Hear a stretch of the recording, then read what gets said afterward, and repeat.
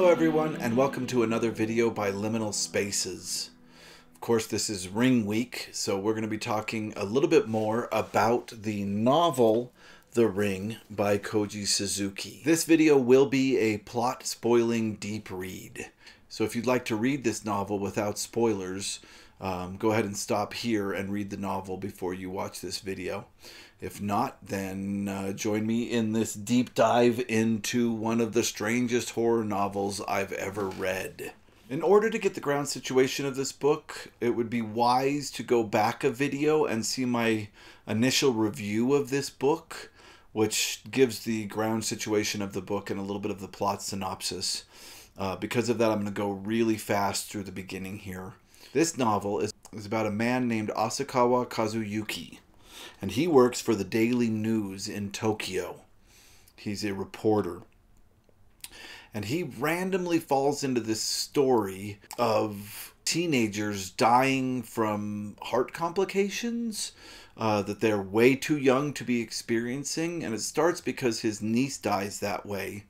And then he's taking a cab, and the cabbie tells him a story of a young man riding up next to his taxi on his bike, on his motorbike, and then suddenly fighting to get his helmet off, falling over, bumping into the taxi, and dying there on the sidewalk from heart failure. And it happens to be at the exact same time. And then he finds two others in the newspaper, two other kids that died at the exact same time because of heart failure as well. Eventually, he realizes that these four kids, a couple college students and a couple high school students, I think, all went to a cabin together at a resort lodge and stayed there one night. And it seemed that whatever happened to them that caused them to die a week later, all at the same time of heart failure, happened to them in that cabin. So he goes to that cabin and finds the videotape. And he didn't even know at this point that it was about a videotape. That's one of the differences between the novel and the film. He doesn't even know that there's a videotape, but he discovers while in the cabin that there's a videotape, and he finds this blank videotape on the shelf for rentals and takes it and watches this video. Now, this isn't really expressed in the movie, but it is expressed in the book that as he's watching this video, he experiences all of the emotions of the person that made the video. And the moment that this is most intense for him is there's a woman holding a baby on the screen, and he can suddenly feel the baby in his arms. There's a scene that's obviously a sexual assault, and he feels all the emotions around that as well. So the video is kind of emotionally devastating for him to watch. It really is. And then after he's watched the video, instructions come up. And this is very different than the movies. Instructions come up. They said, okay, you watch this video, you have 7 days to live. From here on out, now that you've seen this, you have 7 days to live. And then it says, if you would like to avoid dying, you need to do the following charm. And right at that point, before it shows him what he needs to do, the tape has been taped over. A commercial from the regular TV suddenly comes on, and it's just long enough so that he can't see what he has to do to keep himself from dying. At this point, he's already thinking that it was the four kids that stayed in this cabin that erased the tape, and they probably did it as some kind of prank because they didn't take it seriously after they had watched it. So they wanted to scare people that were going to watch this.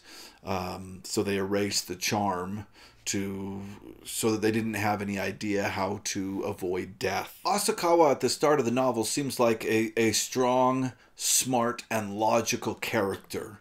But we see, after the emotionally devastating viewing of this videotape, him start to get really afraid. And this streak of what the writer and Asakawa kind of calls himself of cowardice becomes more and more apparent as the book goes on. Right away, he feels like he wants to bring in help for this. He doesn't want to take this on his own. He's afraid of dying. He really believes the videotape because of the 4 deaths. He decides to bring in his friend Yuji Takayama, who is a professor that Asakawa has known since childhood. They went to school together, I think middle school. But also a person that he has a very complex relationship with. After high school, maybe it was high school, not middle school. After high school, he hadn't heard from him forever, and then Asakawa was doing this piece on the typical Japanese person growing up and their beliefs and thoughts. And he interviewed all these people, and one of the people that he interviewed happened to be his old school friend. And his old school friend answered the questions in ways that were very strange and not the norm whatsoever for what young Japanese men were thinking at that time in their lives. He's a nihilist who is obsessed with the end of the world. He believes that he is on this earth to watch the world end, and he often brings sex into it. For instance, one of the questions was, what do you hope to do in the future? And Yuji's response was, I hope to watch humanity end while masturbating into a hole that I've dug. Strange. Which at first isn't, it's very gritty, but it's nothing to make you absolutely hate him. However, right after he's introduced, Asakawa tells us and goes back into a memory of in high school, one day Yuji was late and Asakawa is like, why were you late? And they're the only one in the classroom at this point. It's the end of the day. But he said, why were you late this morning? No, that was the morning. But they're the only one in the classroom at that point. And Yuji says, hey, call my house. So Asakawa calls his house, and everything's fine. He asks if Yuji's there, and his mom's like, no, he's not. And says, why'd you make me do that? And he says, well, I sexually assaulted a woman in her house today. And this, for me, turned me off of him right away. I didn't like him. In fact, it colored Asakawa for me as well, for not turning Yuji in. So their relationship is very, very complicated, and neither of these are very good people. And that has a tendency to be a through line through the book. As the stress increases, Asakawa breaks down from fear more and more and more, which is completely understandable. And Yuji seems to have absolutely no fear. Asakawa was afraid at first to show him the videotape, but Yuji's like, dude, you gotta let me see this videotape. If this videotape's gonna kill me, I totally want to see it. He's very excited about the prospect and watches it without fear. And he does feel the same emotional response, by the way, to the videotape that Asakawa felt. Yuji keeps getting more reliable and almost takes care of Asakawa, keeps him from giving up. And when Asakawa is at his most terrified, he either lovingly coaxes him into moving on or slaps him at one point and just says, get going. My brother brought up a slap in the Japanese movie that, of course, the hysterical woman part where they're digging in the well in the 1998 Japanese movie. That slap is in the book as well. Of course, at that point in the book, Asakawa is a man, and that slap is there. So the slap is translated directly from the book. And I wonder if they wrote Asakawa as a man first and then changed it to a woman, or if they changed it to a woman and then wrote it, because it's really interesting all the steps that Asakawa goes through in the book. They're very similar in the 1998 Japanese film. So, We got these two anti-heroes that are very hard to like, working their butts off. And that's the kind of the grittiness I was talking about, is they are doing everything they can to survive. So of course they're not at their best, but they start to research the tape as the only way to try and solve what's happening to them and maybe figure out the charm that was erased. So Ryuji takes a little section of the tape that has a woman speaking and takes it to a linguist in his university to try to figure out what this specific dialect of Japanese is. And Asakawa looks for a specific volcano erupting, when it erupted and what the specific volcano is. And they come back together when they've done their research, and both of them focus on Izu in Oshima Island. Or maybe it's just Izu Oshima Island, I'm not sure. The dialect is from there, and the volcano erupting is also from there. So they know that this videotape has something to do with Izu Oshima Island. They've also been trying to figure out where the tape was, or how the tape was made.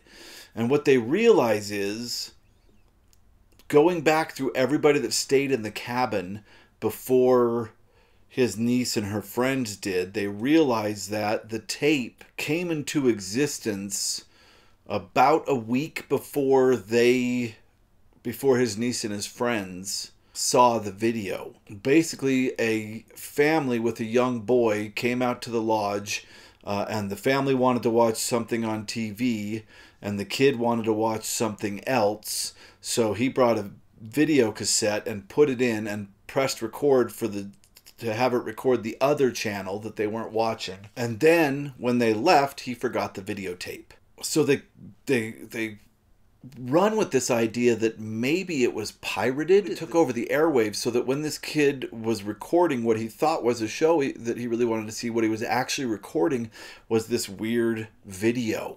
Once they figure out the Izu Oshima Island stuff, they start really looking at the tape, and they can't figure out where it was pirated from, and they notice that there's concrete parts of the tape and abstract parts of the tape, right? There's images that make sense, that are regular everyday life images that can occur, and then there's abstract concepts, and they break them down, and they notice that in all the concrete parts of the tape, there are these random black flashes where the tape just goes to black for one frame or a couple of frames. And they can't figure it out, and then eventually Ryuji figures out that it's probably somebody blinking. And this sends them in a whole nother direction. And this is a really cool idea because it's the origin of the cursed object in this story, the cursed videotape. And that is the idea that the images on this tape are directly from memories, directly from somebody's mind. That they have been spirit photography, I think is what they call it, directly onto the videotape. So Ryuji, who's basically running this operation now, decides that they need to change their scope. They need to stop looking for pirated channels and all that kind of stuff. This videotape wasn't made. It's literal thoughts and emotions and memories imprinted on a tape using spirituality or some form of magic. So they travel to Kamakura, and there they visit a museum of a professor that used to study spirituality that Ryuji was familiar with. And they're allowed into his archives, and this guy just kept archives of all the spiritualists in Japan. And they look specifically through certain years, and it takes them hours, and eventually they come up with a spirit photograph, because he had all these spiritualists send him a spirit photograph. He puts a blank film in an envelope and says, don't open the envelope, and they're supposed to imprint something on it. And they get one, and it's just the kanji for Yama, which means mountain. And they look at where this came from, and I think it says Shizuko Yamamuta, which is Sadako's mom. We don't really know about Sadako. Maybe it was Sadako. I can't remember. Either way, they learn the story of Shizuko Yamamuta, who was a spiritualist that was able to do spirit photography. So they decide to go to Izuoshima, where she's from, and they take the ferry, even though a hurricane is coming. They take the ferry over there, and they get stuck there for 2 days, which is really devastating because, of course, they only have 7 days to live, and many days have already passed. So they're getting real close to the deadline. Forgot to mention, this happens in all of them. Right after they figure out the blinking, Asakawa's wife watches the videotape, and they have a 10-month-old daughter, and she's sitting on her mom's lap while her mom watches this videotape. So, of course, that really does make the stakes very high. I'm sorry, I should have mentioned that earlier. So he is stuck on this island. There's a hurricane. They can't get off the island. He's terrified that he's going to die, and he's terrified that soon after that, his wife and daughter are going to die. But they do speak with some people on Izuoshima, specifically the cousin of Shizuko, which is Sadako's mom. And he tells the story of right after World War II, the occupied forces were throwing a lot of spiritual items away or removing them. They were kind of anti-Shinto. They take this sea god statue, this Shinto sea god statue. I think it's Shinto. It might be Buddhism. Anyway, they take this statue and they throw it into the ocean. And he tells this story about he and his cousin, Shizuko, Sadako's mom. And she was his first love, and they go out into the ocean, and she is able to locate this statue, and they pull it back up into the boat. And then later she meets a professor, and the professor takes advantage of her powers and starts trying to do demonstrations of her psychic power because that's what's making him famous. And she can't explain to people that she's able to foretell the future, but only in certain circumstances. If there's all kinds of people around that think that she can't do it, it screws with her ability to do it. So she fails these demonstrations, and the crowd starts hating her, and eventually she throws herself into the volcano that was in the video originally, to kill herself. And that leaves Sadako and her dad, who was the professor. They had a relationship, Shizuko and the professor. So she spends time with her dad, but her dad is still kind of become an outcast. Eventually she leaves Izuoshima and goes to Tokyo and is grown up and joins an acting troupe there. So Asakawa gets a hold of one of his reporter buddies and says, I need you to go look at this acting troupe. Find out everything you can. I'm stuck on this island in a hurricane. This is life or death. Go see what you can find out for me. So the guy goes out, finds people that used to be in the acting troupe, talks to them, and all of them are like, yeah, she was really creepy and kind of weird. She was beautiful. They keep talking about how beautiful she was. But she also just creeped them out. And eventually she disappeared. And then that's it. That's a dead end. And he has to call Asakawa and say, this is a dead end. And Asakawa freaks out because he's like, that's it. We're dead. We're all going to die. This is terrible. And he's freaking out. And Yuji, trying to calm him down, comes up with the idea, hey, why don't we try to figure out what was on the land where the lodge is, where you first watched the video? Why don't we find out what was on the land there before that lodge? And the reason he's thinking this is because he's trying to figure out how Sadako was able to get these images onto the tape a week before they watched him. Like, where was she? Was she near the lodge? They don't know what's happened to Sadako. So they look it up, and it turns out that before it was a lodge, it was a tuberculosis sanatorium. And Sadako's father lived the last years of his life in that sanatorium, and Sadako would go visit him often. So Asakawa has his friend look into that, and he says the only surviving staff is a guy named Dr. Nagao, and he is on the mainland. So finally the next morning the hurricane dies down. He's got one day, Asakawa does, and he's going to die. He's very, very emotionally distraught. So Ryuji's trying to keep him together, and it's like, let's go visit this doctor. So they go to Dr. Nagao's office, and they're asking the nurse, and she's like, do you have an appointment? And finally he just walks out because Asakawa is yelling and getting freaked out. And Dr. Nagao walks out, and they both recognize him from the part of the video that was the sexual assault. And this is interesting because the video makes them feel all the emotions of the person who made it, what they were feeling at the time. So these guys both felt like they had been sexually assaulted by this person because they watched the video. So they're shocked and angry right away. And Yuji gets up on him, which is funny because he's also claimed that he has sexually assaulted more than one woman in his time.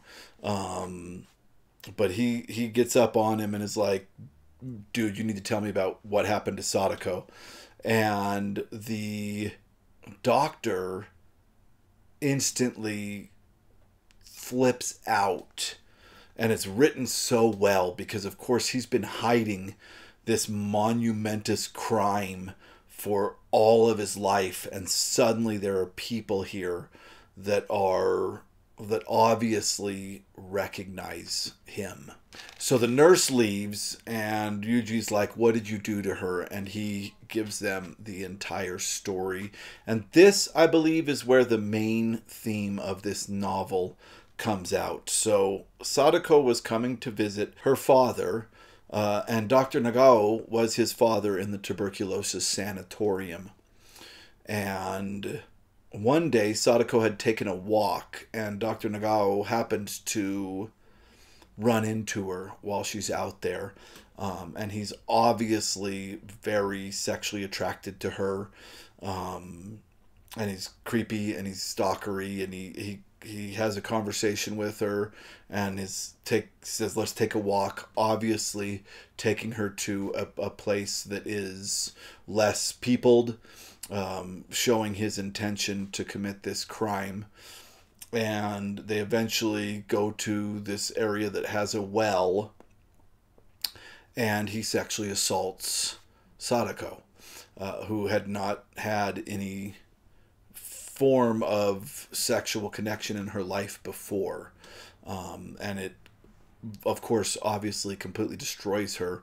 And the doctor says that he notices after the sexual assault that Sadako has testicles, and he calls it testicular feminization syndrome. So she is intersex, and the doctor describes this as a syndrome that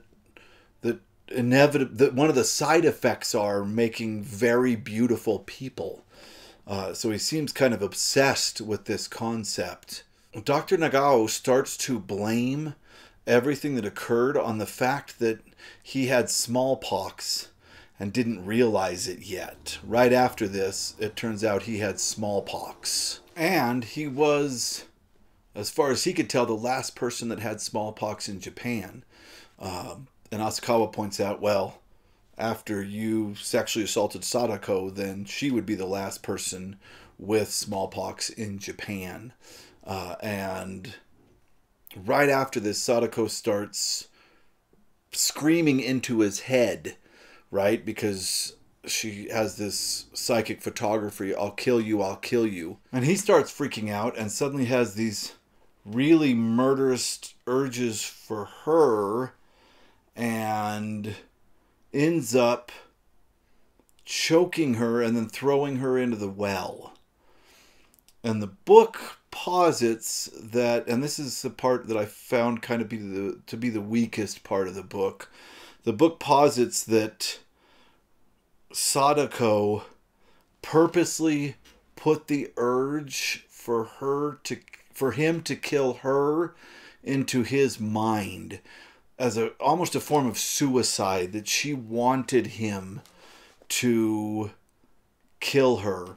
And I call this a weak part, but it's not 100% weak. First off, Japanese culture, of course, will have a different reaction to assault than American culture because they're two different cultures. In this case, Sadako feels like she can really never be the same after this.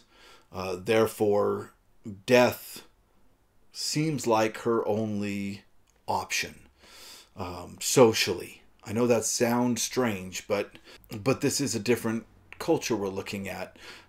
Secondly, of course, she's just gone through the most traumatic, disgusting experience of her life.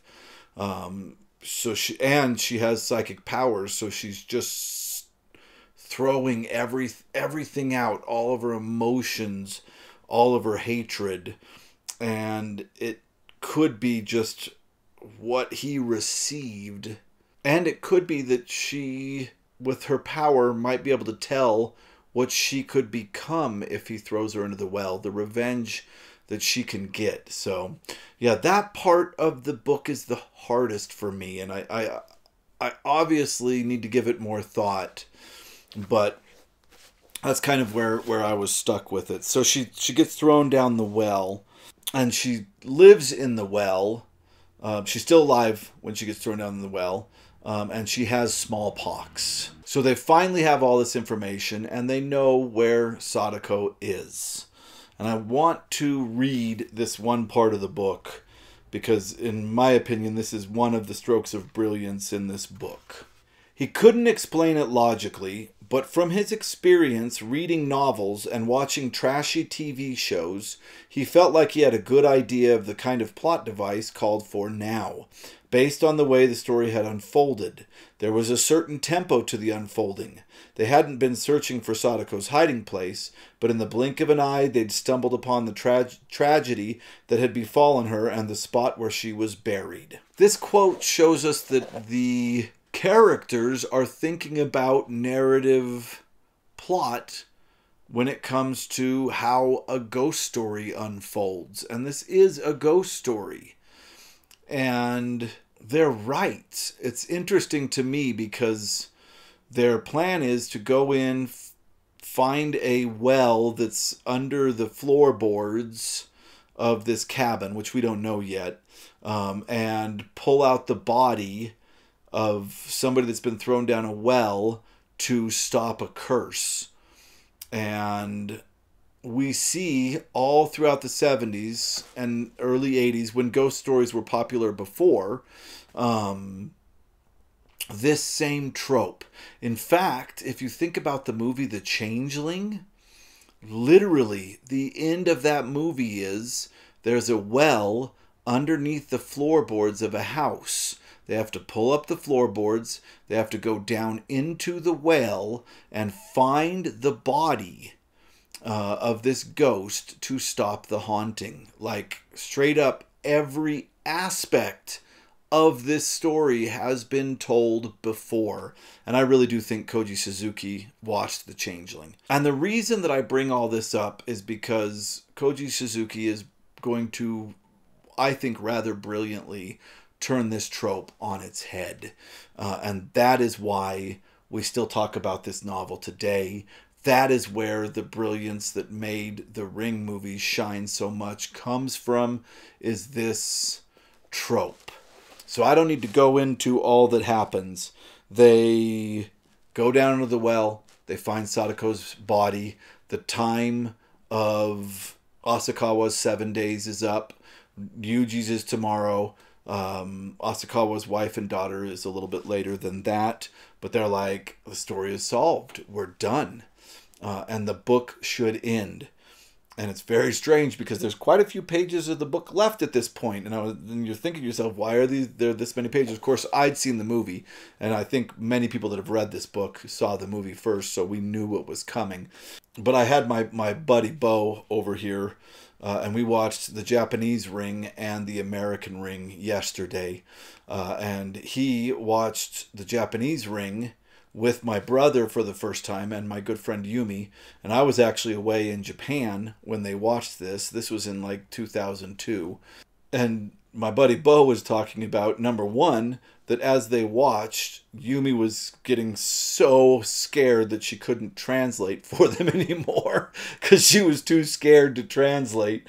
But he also talked about the fact that when the movie was over, when they found the body, he remembers thinking, why the hell are we still watching this movie? Like, what is going on here? And that's the way this book works as well. So he makes plans to go pick up his family the following morning. I think it's actually the next day in the afternoon that his wife and child are slated to die. And Yuji goes home. Asakawa goes to his house, but his wife and kid are not there. They're still with their grandparents. And we cut to Yuji, and he's sleeping, and he suddenly wakes up, and he can feel something going on with his body. He starts to sense that something's not right, and he suddenly realizes, what the hell? I'm dying. Why am I dying? And he looks at the time and realizes that it's his 7 days are up.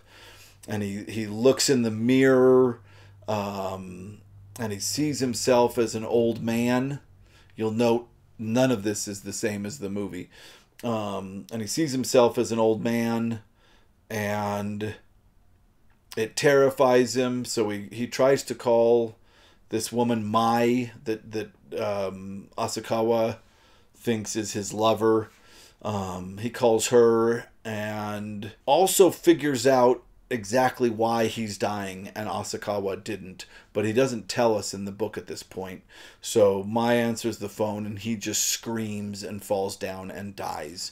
I do want to mention, and this is very interesting difference between the book and the movies, something the movies added later. Sadako never haunts them.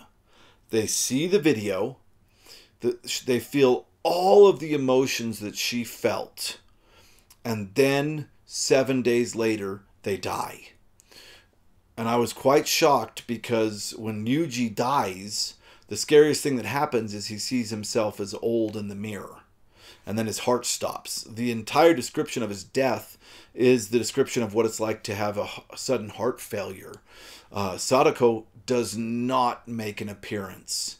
And that is super interesting, and it's one of the things that I think was changed for the movies, in my opinion, for the better. Although I understand in this book why it doesn't happen, and we'll get into that in a minute. Anyway, Asakawa finds out that Yuji is dead, and he's trying to figure out what he did that Yuji didn't, because he's afraid of his wife and daughter. He knows he's been spared, so he knows he did the charm inadvertently without meaning to. So he's trying to figure it out, and he tries to think logically and eventually starts crying and begging Yuji to show him what he did differently. And I find this very interesting that this book does not allow Asakawa growth in that way. He's still, even after Yuji is dead, is turning to Yuji to help him solve these problems. Eventually he falls asleep, and Yuji appears to him in a waking, sleeping dream and says, go check out this textbook on viruses that you have in your library. So he goes and checks it out, and he's like, what page should I turn to? And he suddenly has this divine inspiration that he needs to turn to page 197. So he does, And this is when the realization overcomes him. And this is when the book gets really sci-fi. And this is what I feel is the original idea. And I know you can generalize this until there's only one story in the world that's ever been told. But I like this concept because to me it seems like a completely new concept. When Sadako dies, she is infected with smallpox and a ton of rage and anger for what Dr. Nagao did to her. And as I was reading this book, I was like, why has Dr. Nagao been able to live? And why has Ryuji been able to live with these crimes that they've committed? But the theme of the book started to come out really strongly at this point. And that is that the rage that Sadako felt merged with the dying smallpox virus, the virus that also instinctually wants to survive. And together they birthed a new virus, a virus of rage and anguish that is imprinted on a videotape. And Asakawa happened to have the first videotape and a copy. So there's only 2 videotapes in existence of this virus right now. His niece and her 3 other friends were the first people to die from this virus. And the charm, he figures out, is to duplicate the virus, make a copy, show it to someone else. And in many ways, in all ways, I think the theme of this book is vengeance for sexual assault. I really do. She doesn't kill the doctor. He lives his life. She doesn't get specific vengeance on him. However, she creates a virus, and the way that it's explained at the end is beautiful, because the way it's made, eventually everybody in Japan will have to see this tape. And then everybody in the world will have to see this tape. And everybody in the world that watches this tape will experience all the things that Sadako did. Which means every person that ever watched this tape will feel like they were sexually assaulted by Dr. Nagao. And the minute they walk in, they will see him and know it's him. So she is creating a virus that makes everybody connect with her through empathy. And I think that's really incredible. She is forcing every human to understand her pain and suffering through this. So Dr. Nagao may have lived on, but he is going to eventually suffer the consequences when the entire world feels like they were sexually assaulted by him. It's really a brilliant statement, because how many times have we just wished that we could zap our feelings and thoughts into another person's head just so they would get it? Well, that's what Sadako does. That's what she's able to do. And he's created a very strange character in Yuji, because if it is true, and I'll get to that in a second, that he sexually assaulted women, then he also has to die. There has to be some vengeance for him as well, and he does get his.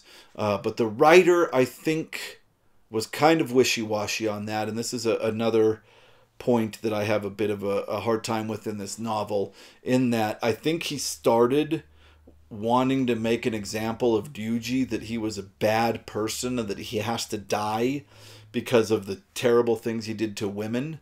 But I think he actually started liking Ryuji as he was writing him. Because after he dies, Asakawa talks to this woman, Mai, who he thought was a student lover of, because remember, he was a professor of Ryuji. But she tells him this story that they never made love, that their relationship was almost therapeutic, and that he would admit to her truths about himself that nobody else heard. And her view of him is that he is this incredibly sensitive guy that can't make friends well. So he creates this nihilistic, hate the world bravado in order to try to get close to people so that they'll think he's cool. Really weird end for Ryuji's character, because it leaves us confused with, was everything he showed Asakawa just BS so that he could look cool for Asakawa because he really liked Asakawa and wanted to be his friend? Or is everything he said to Mai a lie? We don't know. Either way, he died. So in a weird way, there is vengeance there for his lies or for his assaults. It's really a very complicated character. And of course, it's from a different time, 1991. The ideology was different even then. So yeah, the whole book to me seems to be a meditation on the pain that is caused by sexual assault and the vengeance that would be the most fulfilling, which is to make everybody understand how that felt. And I liked that concept and the brilliance of a videotape that becomes a virus, and virus as technology takes us over. And I think the American Ring did a nod towards this when at the very beginning when she says we're losing more brain cells from technology, and it's a conspiracy that the big businesses won't say anything about. It's delivered in a very stupid way, but I think that it's a bit of an homage to this original concept in this story. Is it a sci-fi story? Kind of, but really truly I'd put it under medical horror for a genre. I enjoyed the book. It was really fun. I think some deep ideas are looked at in it. I hope that you enjoyed reading it as well, and hopefully this deep dive gave you some other ideas or just reinforced your own. I want to take a couple of minutes to talk about the movies, if you don't mind. Usually my brother is the movie guy, but I just wanted to say a couple of quick things.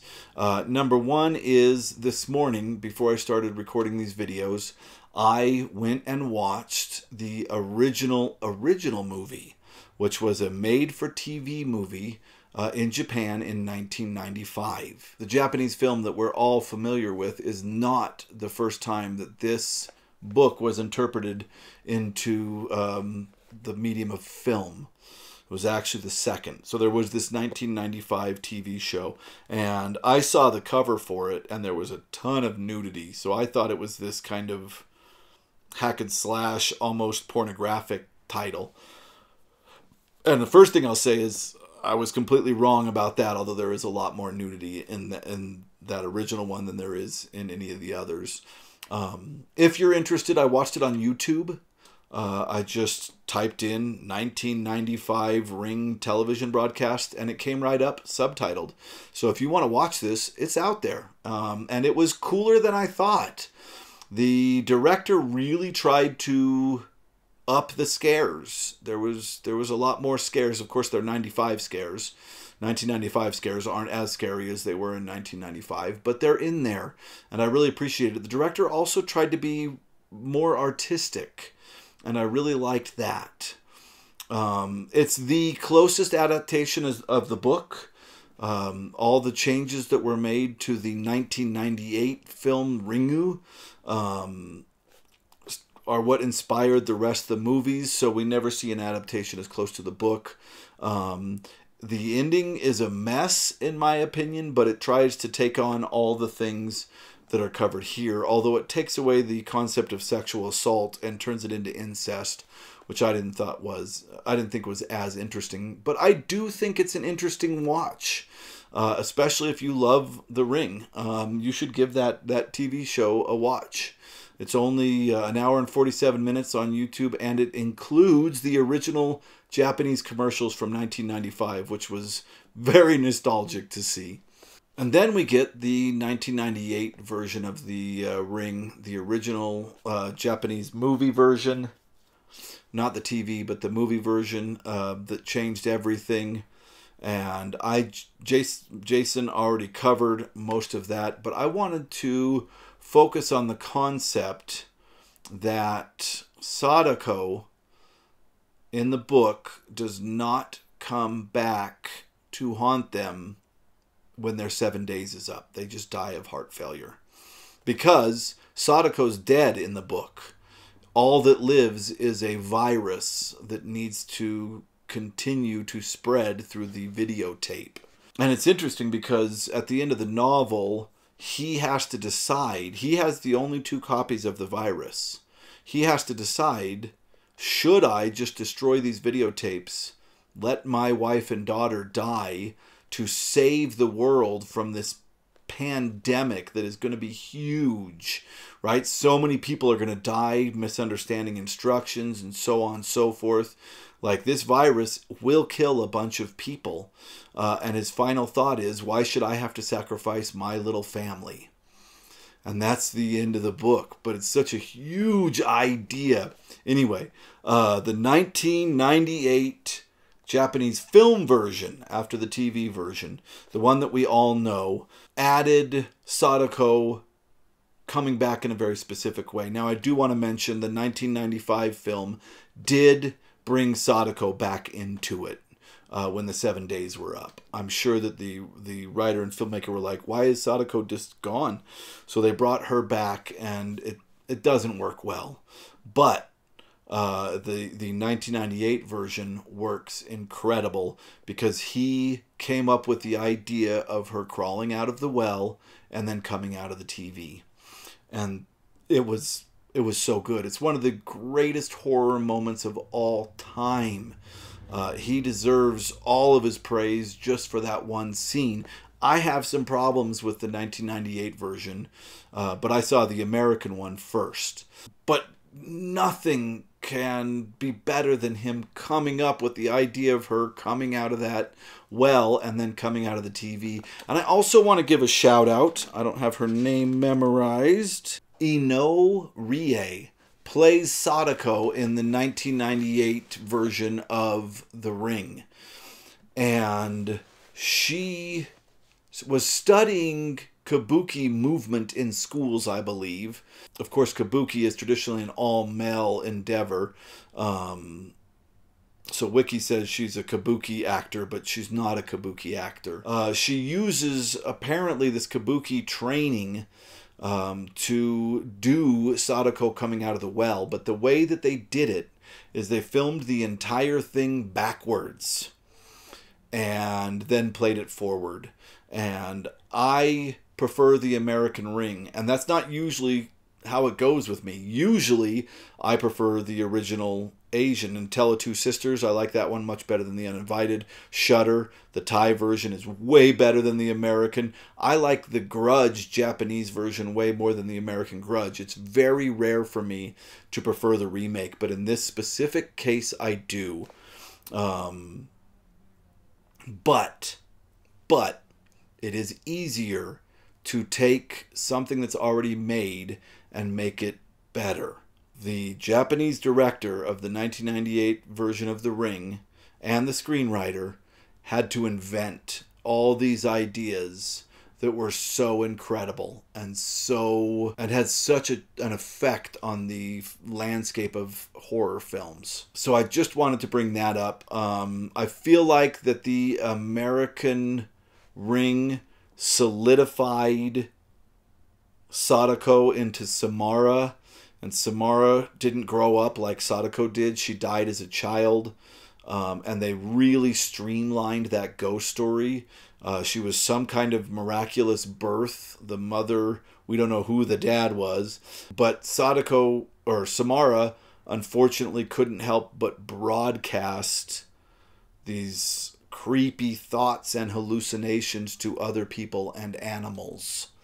And it was so hard to deal with that her mother eventually kills her. That is so streamlined.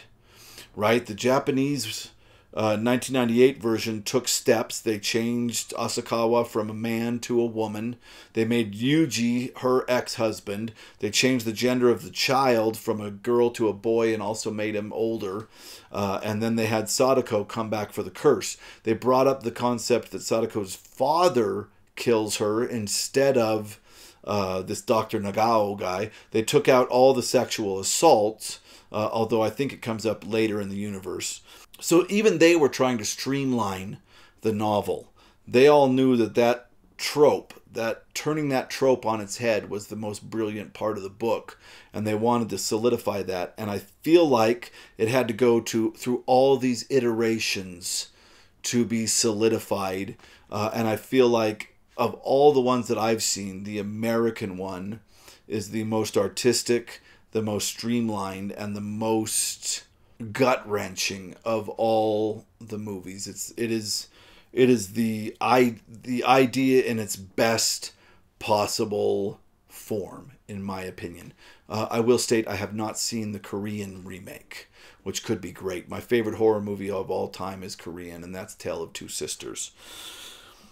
Okay, I think that covers everything that I want to say about this book and the movies that have spawned it. If you watch this to the end, I really appreciate it. These are my favorite videos to make. I really like diving deep into this kind of stuff. If you like this video, please give it a like. If you like this kind of content, please click subscribe because we'll be making a lot more of it in the future. Thank you so much for watching.